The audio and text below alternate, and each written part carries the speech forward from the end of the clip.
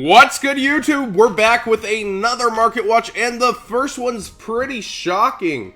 Recurring Nightmare has the lowest buy it now of $96 for the secret. Force of the Breaker, secret rare, very old, but along the lines, the common is also $6.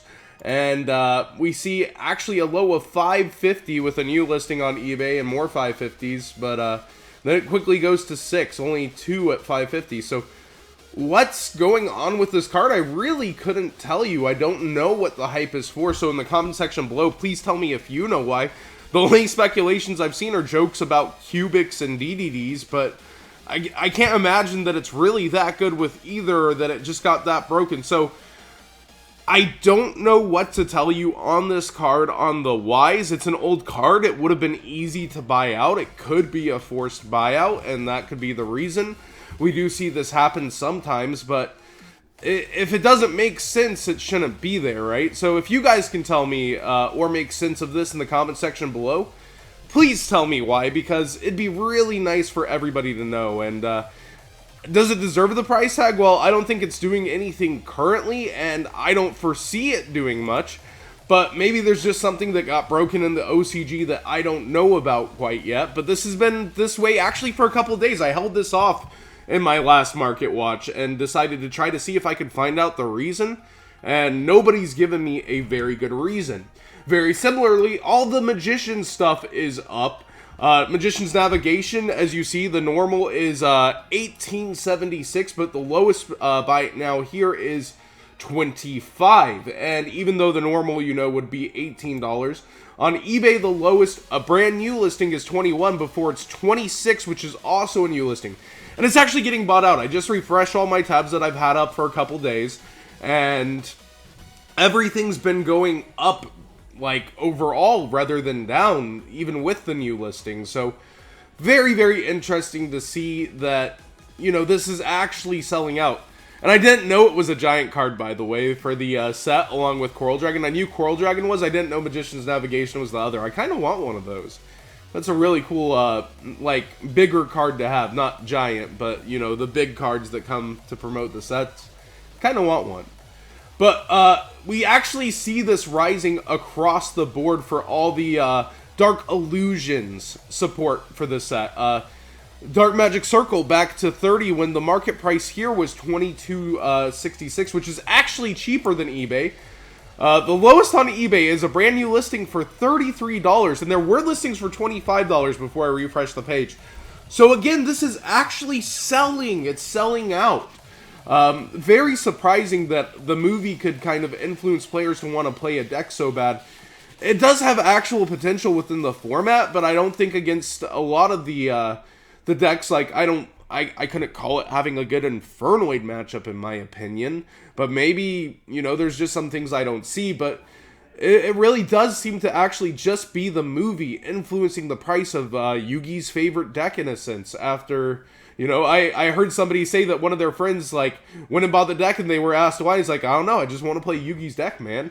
So it's really expensive for that kind of a whim. But even the smaller pieces are going up. Look, Magician of Dark Illusion, $250. The guy has 14, but the normal market price $187. But on eBay, the lowest is $3.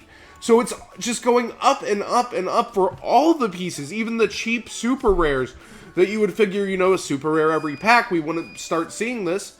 We're seeing it just because it's Yugi's cards, I suppose. Like, it's pretty crazy to me. But again, I guess there are a lot of people out there who just, you know, are fans of the anime and want to play this deck, and, you know, nobody should stop them from playing what they enjoy. It's just insane what it's doing to actual prices of the game. It's, you know, nobody saw Dark Magician stuff spiking once again. Nobody really could have called that unless it broke into the meta, got new support. There's no new real support on the horizon that I'm aware of. Cards like Dark Magic Veil and stuff, like, I don't know, guys. What do you guys think about this? I can't justify it, but it's not a forced buyout. That's, like, the only thing that's certain is, like, this is actually happening from a fan point of view, because the sales are just there and there. Like, it's pretty insane. Cyframe Lord Omega is holding its price at 60. This is pretty interesting. Theseus is hit our market. It actually has new support in a sense. There's no reprint on the horizon for this man, and it had hit a low of like 38.42 again, and then it became a kind of 50 to 45, back and forth, and it's just stabilized at 60. So if you have it, I mean, if you're not playing it, I would trade it. If you have plans to play it, you know, keep it, obviously, but I don't see its price moving too much anytime soon. And it's one of those cards that continues to surprise us, you know. I guess it's kind of like that mirror to Crystal Wing Synchro Dragon, to where, you know, you would trade one of these for a Crystal Wing, you would trade a Crystal Wing for these if you need it, kind of thing. And both of those kind of like mirror each other's prices a lot of the time, it seems. And $58, brand new listing on eBay, lowest buy it now, so you can save a couple of bucks on eBay versus TCG Player. Quickly goes up to 60 though, only what is that, 4 copies holding the line. We have all the Japanese and Orika's holding the line before that, which aren't real, so only 4 of these at the lower price before we hit TCG Player prices. Very interesting that it's just up there alongside Crystal Wing. This is one that I'm going to suggest you get now. Speedroid Red-Eyed Dice, super rare, is trading quickly upwards as you see the graph. I refreshed. Actually, the normal price before I refreshed, I believe, was 30 cents. And it's now at 75 cents. The seller has 40, so that's very good. It's a one of probably if you're playing, but Speedroid's actually got announced new support in a duels pack coming up in May. But besides the point, this is actually being played in a lot of combo decks. It's being used to make Denglong. It's being used in, you know, any Yang Zing variant. But it's also, I think, going to see some combo play within the format. And it is spiking to reflect that people naturally do want this card. It's a super rare from High Speed Riders. I think it's not going to see a reprint anytime soon unless it's like an OP pack or... you know, the Speedroid set is only 45 cards. I don't think we would see it in there either. And on eBay, I call anything under $1 like something I'm only going to look at on TCG Player. Now, I heavily suggest picking up Cosmos right now. The deck is at its cheapest all time, and we're seeing it top over and over with Fire King, and people are really telling me that Zodiac Cosmo is a real thing, and we'll probably see it top either Seattle or Atlanta. The big untargetable ships just seem really good against Zoo, and while people might be citing, you know, system downs and other such things for ABC already, I think we'll see that go down a little bit. We have full power ABC heading into this format, but it's already kind of naturally waned out from the recently top list, so I don't know, guys. Maybe ABC will still be a factor, but we see Dark Eclipser is at 430, which it actually has been for a while. I was surprised, but people play 3 of those in a lot of their builds. We see Secret Rare First Ed Mint Dark Destroyer, only $5. What a fall from grace. You know, all the pieces, Sword Troopers, only 20 cents. Gold Dark Destroyer, $1. This is pretty much the ultimate budget deck for the format. There's really no expensive piece, except for one problem, which is Dimensional Barrier, which most of the lists are playing 2 of. But you can play Dimensional Barrier in your other decks if you're not going to play Cosmo. I'm just going to call it now that Cosmo at some point are going to have pieces that are going to spike pretty high compared to what they're at now. Every single piece of the deck is really easy to pick up. Look, Strawman sitting at $1.50, Farm Girl sitting at $1, the Ultra sitting at $2 for the First Ed near mint. I could see her being $5, Cosmo Strawman First Ed being $2.75, Tin Can still sitting at $4. It's very budget friendly. The biggest piece is Cosmojo at $8 still. And the rest of it's just extremely easy to get, extremely cheap. You can play whatever version you want. Break Sword would be the other expensive piece, but I've actually recently highlighted top decks that actually did not need to use it, which is, you know, a piece I do think you want to have. But in terms of what you can do with it, I think the Fire King Cosmo is one of the ultimate budget decks for the format.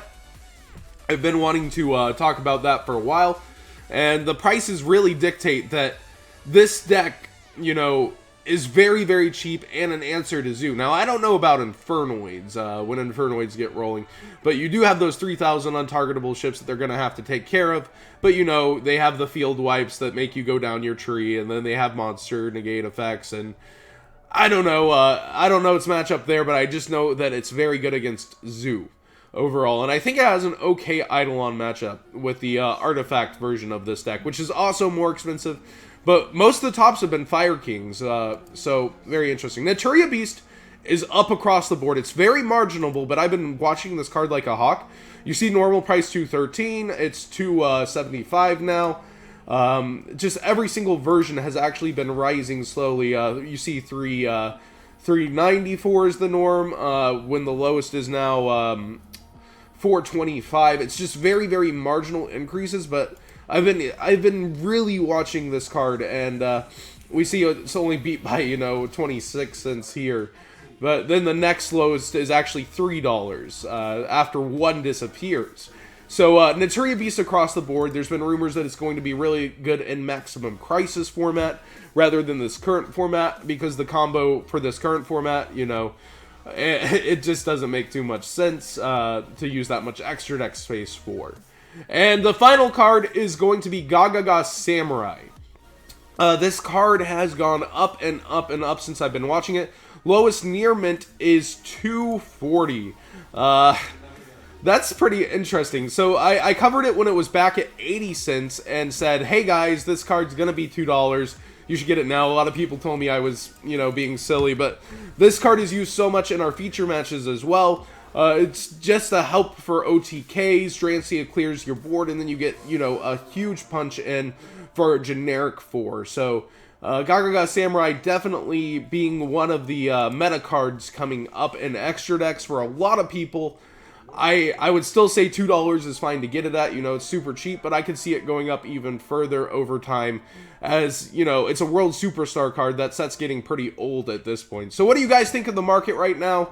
Again, Recurring Nightmare, if you guys can tell me why, please do. I've waited actually a couple days on this card to show it off to you.